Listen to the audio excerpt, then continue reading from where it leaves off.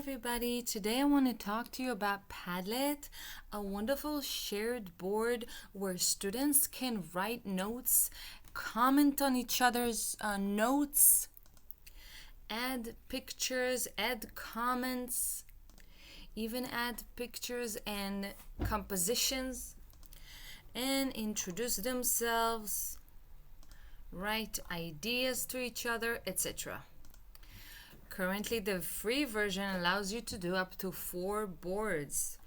You can even create kind of a canvas, mind map, a channel, a map of the world, and insert pins on different places around the world. You can even use timeline and add things on a specific timeline. So many advantages. Today I'm just going to show you the basic board, which is the wall.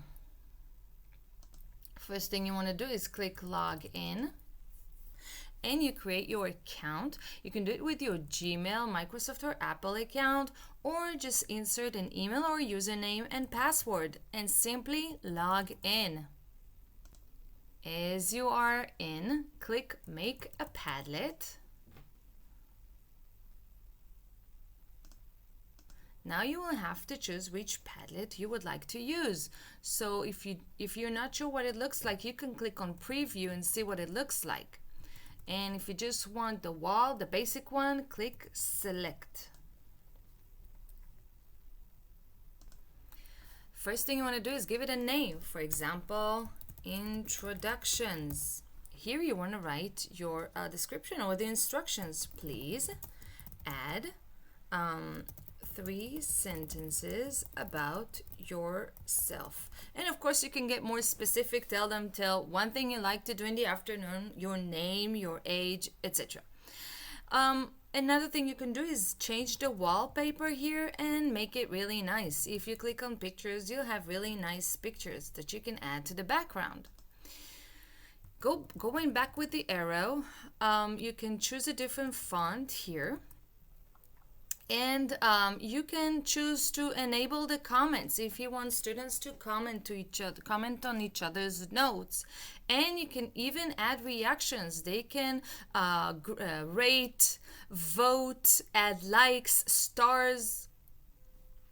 So I really like the like button, but it's really up to you and the dynamics in your class and the activity that you want to do. That's it, it's ready. I can even choose an icon here and add a nice icon that represents what I want to do in class. And when you're done, go back with the arrow and then click next. That's it, your Padlet is ready. Click start posting and you can go ahead and start. All you need to do is send this link to students, or better, to open the sharing options, click share, and then change privacy. So again, you click share and then change privacy, and then you change this to public. You make sure that visitors can write, so your students can write. Change it to public and then save. You're done. You can click copy link to clipboard and just copy. That's it. Then you just send this to students. You can also copy the link from here, and all students will need to do is click the plus button and add their notes. They can write, "Hi, I'm Tamar." They can write, "Hello, my name is..."